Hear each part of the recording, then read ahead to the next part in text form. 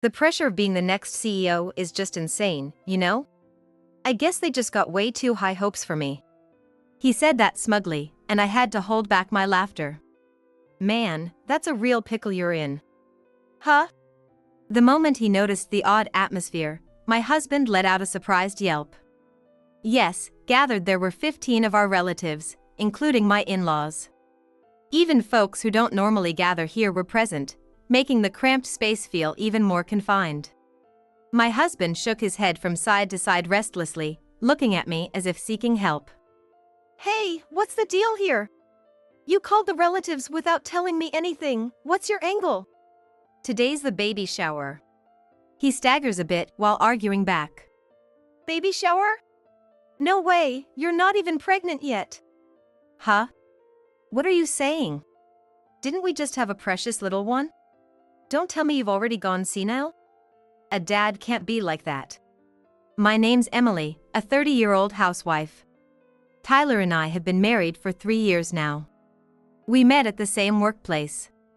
Emily, you're always so diligent, aren't ya? So earnest, kind and wonderful, I think. Huh? One day, at the company year-end party, when he said that to me while seated next to me, my heart skipped a beat. Tyler was a refreshing and capable salesman. That's why I thought he'd never notice someone like me. But apparently he'd taken an interest in me, and asked for my contact info at that year-end party. Then he started asking me out on dates, and we rapidly got closer and closer. And before long, we started going steady, our relationship progressed smoothly, and 1.5 years later, we decided to get hitched. I was truly overjoyed when Tyler proposed. We went to greet both our parents right away, and my in-laws were really kind, good people. I was convinced this marriage was absolutely gonna be a happy one. After that, we smoothly completed the formal meeting between the two families, held the wedding ceremony, and our newlywed life began. After getting married, I quit the company and became a full-time housewife. From then on, I put my all into the housework to support my husband. Waiting for him every day with delicious meals was blissful, and seeing him happily digging into dinner was even more delightful. I thought this kind of life would go on forever. But every couple's got their issues. No luck this month either.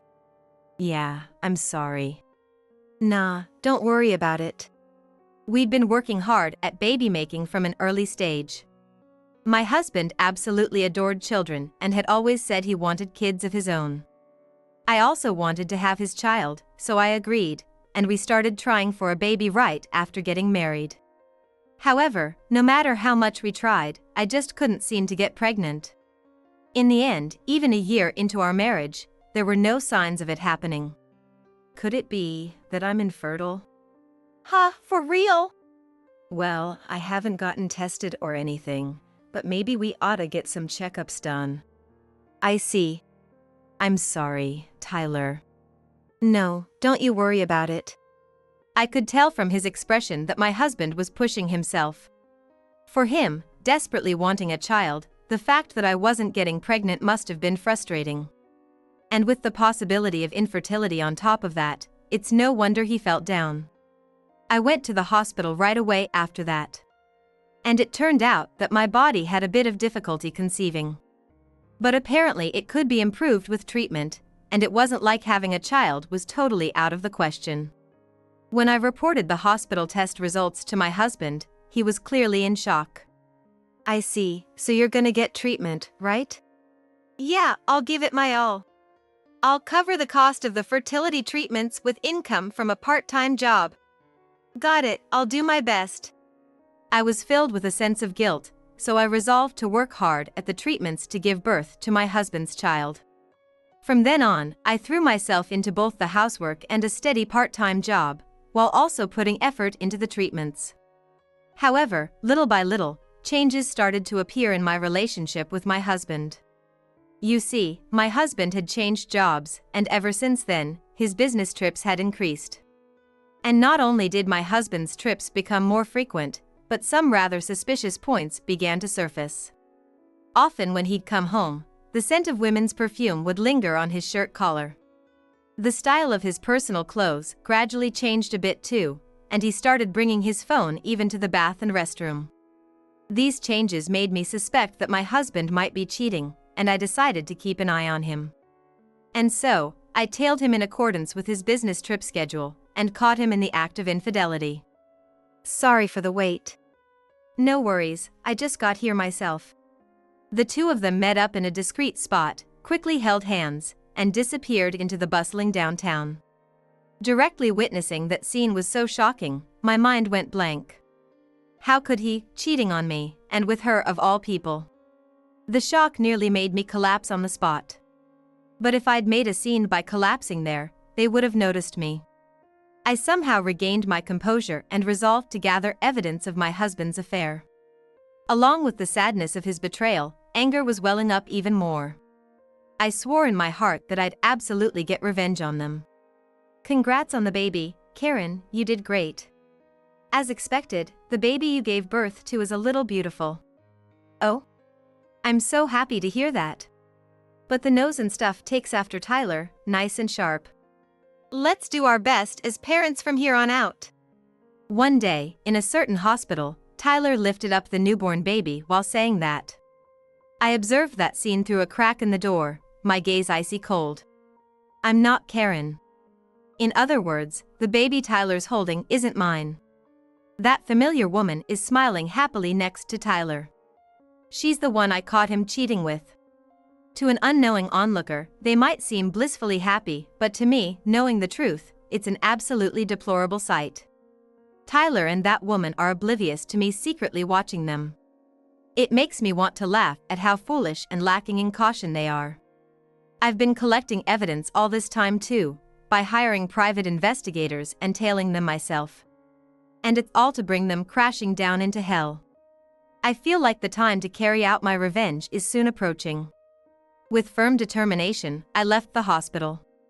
Then, a few days later, as I was relaxing in the living room, I heard the sound of the front door opening. Seems like Tyler got home. I'm back, I hear his languid voice. For now, I head to the entryway to greet him. Welcome back, was it rough?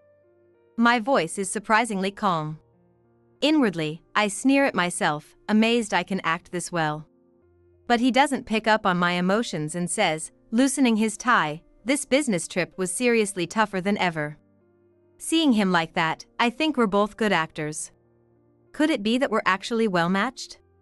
I think that for a second, but quickly shake off the idea. No way I'm well matched with such a despicable person. Surely there's someone more suitable for me out there. He probably thinks I don't know anything. He's going on and on about a subordinate's screw-up he had to clean up after, and all the hardships of this job. My husband initially worked at a different company, but since last year he's been at my father-in-law's company, and he's set to take over that company in the future. Because of that, he's getting drilled in management skills, and has more important work in business trips. I know all that well too. The pressure of being next in line for CEO is just killer, you know. It really does sound rough. I gently console him, making my voice sympathetic. Hearing that, my husband starts griping about work even more, looking satisfied. I'm telling you, there's just way too many business trips. Well, guess they just got too high of hopes for me. I hold back my laughter inside at his smug remark. He's complaining it's tough, but he doesn't really seem all that reluctant. If anything, it's like he's wishing for the trips himself. I just go with the flow, nodding absent-mindedly. Man, that's a real pickle you're in. Huh? The moment he notices the odd atmosphere, my husband lets out a surprised yelp. Yes, gathered there are 15 of our relatives, including my in-laws. Even folks who don't normally gather here are present, making the cramped space feel even more confined. Everyone's lips are pursed, staring intently at my husband. He shakes his head from side to side restlessly, looking toward me as if seeking help. Until a moment ago, I was listening to his work stories with a smile, but the instant I set foot in this space, my expression matched the relatives. Hey, what's going on here? So many relatives, and why are Dad and Mom here too? My husband asks his parents what's up, but the two remain silent. Having no choice, He tries talking to the other relatives, but no one will answer him. My husband's mouth opens and closes like a goldfish begging for food, turning his face toward me as if pleading for help. Emily, did you call everyone here? I simply nod. His expression changes in an instant, and I can tell he's clearly flustered. You called the relatives without telling me anything. What's your angle? Is something happening today? While waiting for a chance to strike back, I slowly open my mouth. Today's the baby shower. I try to keep my composure, but my voice pierces through my husband with an icy coldness. He staggers a bit as he argues back. Baby shower? No way, you're not even pregnant yet. Just as he says, I'm undergoing fertility treatment and there's no life in my belly. But I tilt my head with a slight smile and say, Huh? What are you saying? Didn't we just have an adorable little one? Don't tell me you've already gone senile? A dad can't be like that. I say it mockingly. In response, the corners of his mouth are slack in an unnatural smile. But his eyes aren't smiling, his gaze wandering restlessly around the room. Come on now, Emily, what's gotten into you? Suddenly spouting nonsense. Everyone, listen. Seems like my wife's gone a bit bonkers. Saying that, he laughs frivolously. But no one joins in with him, and the room falls silent again. Looking closely, I see sweat beading on his forehead. Seems he's floundering over how to get through this predicament. His panicked state is so ridiculous, I have trouble holding back laughter. But suppressing my emotions, I take out my phone from my pocket and hold the screen up to his eyes. She's really precious, isn't she? Hearing the voice coming from the phone, my husband's face instantly turns pale. At a loss for words, he sputters out like what? He must be so shocked he's tripping over his words. He's stunned that the secret he was hiding has been exposed. The video shows my husband cradling a baby at the hospital. Actually, I secretly watched you holding the baby at the hospital. You looked so overjoyed then. Practically grinning from ear to ear. As I say this, I dodge his hand reaching out to stop the video, and turn the volume up even more. Look, isn't she just adorable? The footage even perfectly captures him talking in baby talk. You're so cute. It's Daddy. You know me? His face, which had turned pale, is now bright red. I watch him coldly as his face keeps changing colors rapidly. By the way, I've already sent this video to everyone here, so it's pointless to try and stop it from playing. I calmly inform my husband. At this moment, he seems to finally grasp why so many relatives, including his parents, have gathered here. Still, he tries to make excuses, insisting over and over, no, that's not it. I didn't do that. That's a total stranger. Then his parents, who had been silent for a long time, let slip the name Karen.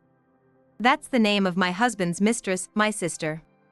Their voices aren't loud, but they reach my husband clearly in this quiet space. We never wanted to even imagine our son cheating. And with your wife's sister. How could you do something so shameful? My in-laws, who have treated me like their real daughter since the wedding, glare sharply at my husband. I can practically feel their anger in the veins bulging on their foreheads. No, that's not how it is, Dad. Just hear me out. My husband keeps making desperate excuses. Seeing how flustered he is, I feel disappointment as I operate my phone and play a different video. The screen shows my husband and sister spending time together intimately. They have their arms linked, faces close together, looking like a freshly dating couple. Do you think she is doing okay? She's fine. Emily has no clue we're seeing each other, after all. My sister's sweet voice and my husband's saccharine response to it. I've checked this video countless times, but each time I hear it, my discomfort only grows. After that, the two continue their conversation as if to mock me, letting out vulgar laughter. Every time I hear it, my hands unconsciously clench tight. The business trips my husband talked about were all lies. In reality, he was secretly meeting my sister. As the prospective CEO, it wouldn't be odd for him to have a sudden increase in trips and overtime, but behind that was his infidelity. I noticed the cheating way back. But I just watched in silence. When I say that, my husband's eyes widen in shock. In those eyes, I see an expression mixed with fear and panic. And in his eyes, he sees me, filled with unwavering determination. When I confront him with the evidence of his adultery, he falls completely silent, lowering his gaze as if to avoid even looking directly at the proof. You shameless fool! How dare you hurt Emily like this? As my in-laws raise their voices at him in anger, he just silently hangs his head. It's unclear whether he's truly remorseful or simply putting on an act, but his apologetic expression irritates me.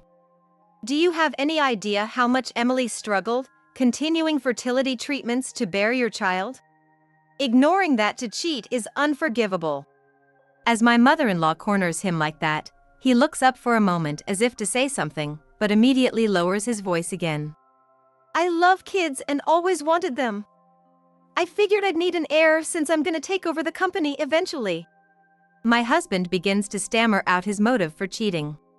He always talked about wanting children, but when he found out I was infertile, his expression changed completely. He immediately tried to encourage me not to worry about it, but I remember his smile being somewhat stiff. In the end, when he realized he couldn't have kids with me, he tried to have them with another woman. That's why he repeatedly cheated. His voice was weak to begin with, but as he speaks, it gets even thinner and shakier. His suspicious behavior started after we'd been married a year, right around the time my infertility came to light. Learning that, I clench both fists so hard my hands tremble with rage. The pain doesn't even register, that's how unforgivable my husband's words are. As a woman who'd have difficulty bearing children, did I have no value to him? Assaulted by a sense of humiliation, as if my very existence is worthless, anger, sadness, and emptiness all at once flood my heart. As I maintained my silence, my husband suddenly apologized. I truly feel awful about this. Please, forgive me. He says that in a quivering voice. I see he's desperately apologizing, his face wet with tears. Then, instead of me, who was just silently watching this display, my in-laws spoke. We won't deny that you wanted children. But what you did is unforgivable. Be fully aware of that fact. You've done something you can't take back. In response to his parents' words, my husband replies, sniffling. I'm truly sorry. He fully admits his guilt, apologizing loudly. Amidst my in-laws and relatives, who are staring intently at this scene, I burst into uproarious laughter, unable to contain my emotions. Those around me are baffled by my behavior, sending me perplexed looks. Emily, what's wrong? Even as my father-in-law asks me that, I can't stop laughing and am unable to answer. In the middle of the footage with my husband and sister's laughter, it just felt so crass. I keep laughing until I cough, and it takes a little while for me to calm down. After taking a few deep breaths, I pull out a thick envelope and spread its contents on the table. What is this? My in-laws are shocked when they see what I've taken out. If this were depicted in a comic or anime, lightning would be flashing above their heads. Inside the envelope are several photographs. Every single one shows my husband with women other than my sister. And each photo features a different woman. Turns out, he was involved with multiple women, not just my sister. You lied and told those women you were single. And on top of that, you repeatedly cheated. No! Sweat streams down my husband's cheeks. His tears have already dried, with only the sweat that's beaded on his forehead quickly dripping down. My husband didn't especially love any of his mistresses, he just wanted a son to be his successor. It just so happened that one of those partners was my sister. It's the lowest of the low, looking down on people like that. I turn a scornful gaze on my husband. That kowtowing and tearful apology from earlier was all an act. How many lies does he have to tell to be satisfied? All he cares about is saving his own skin. I'm sure he doesn't feel an ounce of guilt toward me. I was so flabbergasted by this husband of mine, I couldn't help but laugh out loud. Don't screw with me. Who the hell do you think you are, you heartless bastard? The instant he lays eyes on the truth, my father-in-law's anger gets the better of him and he shoves my husband, sending him tumbling to the floor with a heavy thud. I can't believe someone like you is my son. It's shameful. We'll have you step down from the company too. Even as he winces in pain, my husband bites his lip in silence as if realizing something. And of course, I'll be filing for divorce. As I drive the point home, my husband's body begins to tremble. I absent-mindedly wonder if he's going to start crying again, but his next action is unexpected. He opens his eyes wide in anger, arguing back in a rage-filled voice. Don't be ridiculous. It's your fault for not being able to have kids. That sharp voice slices through the air. The relatives who were laughing at me just a moment ago are now looking at my husband in shock and anger. It's not my fault. It's all because of you. Pointing his finger, my husband continues. A wife who can't bear children is useless. Can't you even understand that? He has the firm belief that having children is a given when you get married. The relatives are stunned by his remark, their mouths gaping open. I grit my teeth in fury. Seeing him put on a smug, self-satisfied expression, my anger surges even more. Oh, come on, you're getting pissed at simple facts? You can't have kids, after all. What, you are sad and jealous that your pregnant sister is? His asinine laughter fans the flames of my rage even further. How can he say such selfish things? I glare at him, putting all my feelings into it, but he just spreads his grin even wider as if he's enjoying this.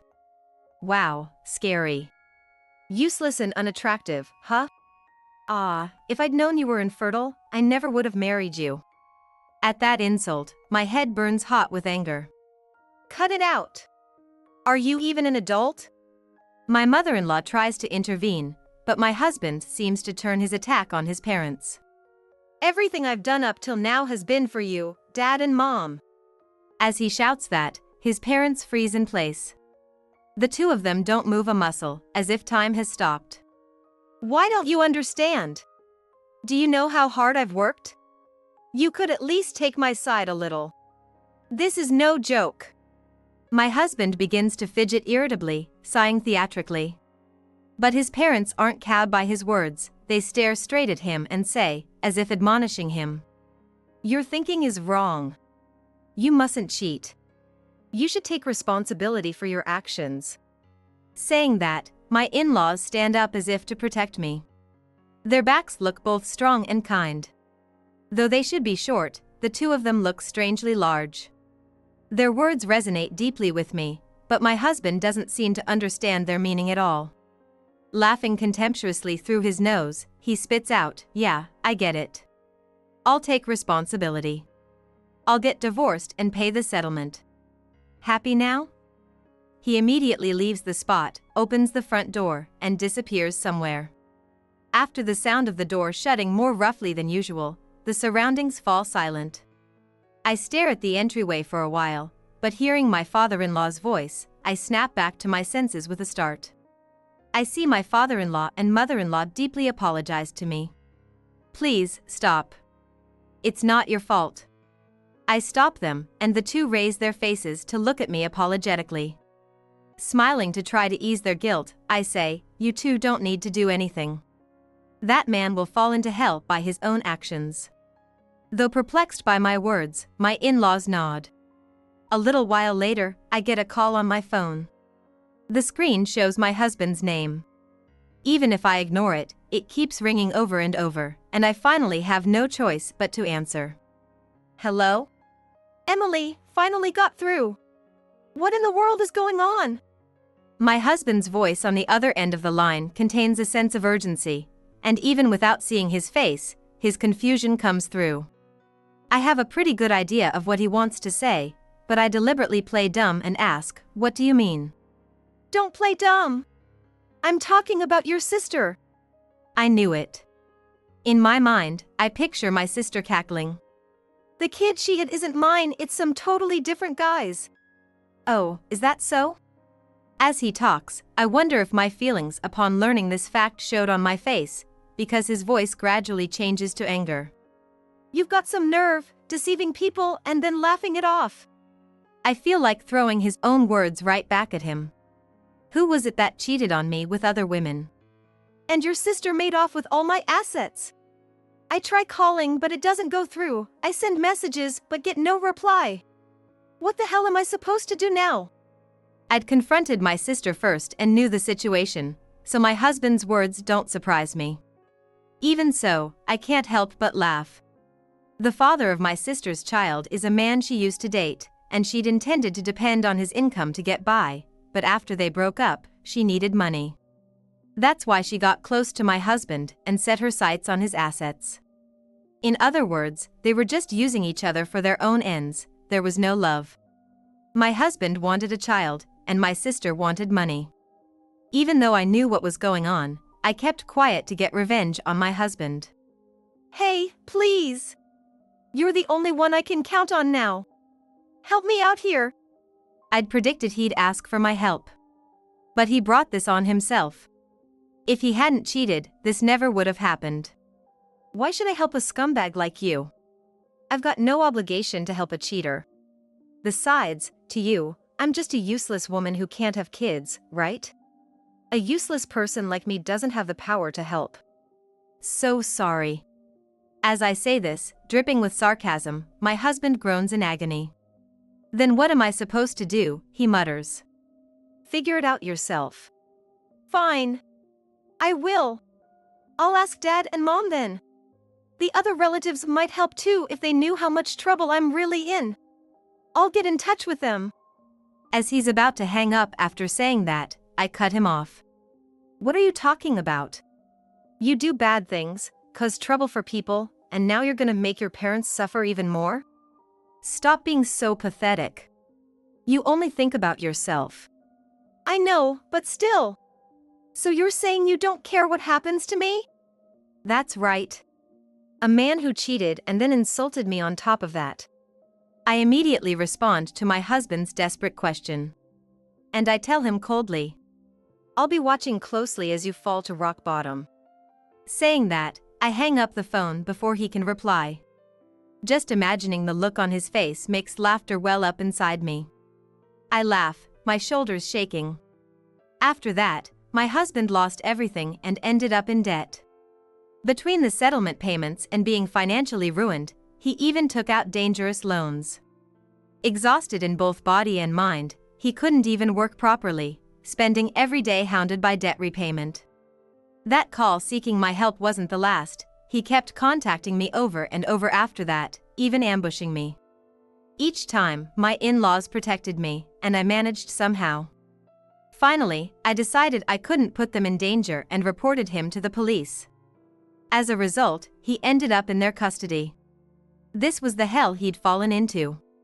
My sister was the same. It came to light that she'd been deceiving other men too. I informed them of the truth, and as a result of them filing charges, my sister was also arrested. It seems the baby will be temporarily in my parents' care. That's far safer than being with a villain like my sister. My husband and sister were cut from the same cloth, so to speak. Using others and deceiving multiple partners for their own ends. I sneer at that commonality between them. Time passes, and my in-laws come to apologize again. From the beginning of my marriage, they were always on my side, and even after the divorce, they continued to support me.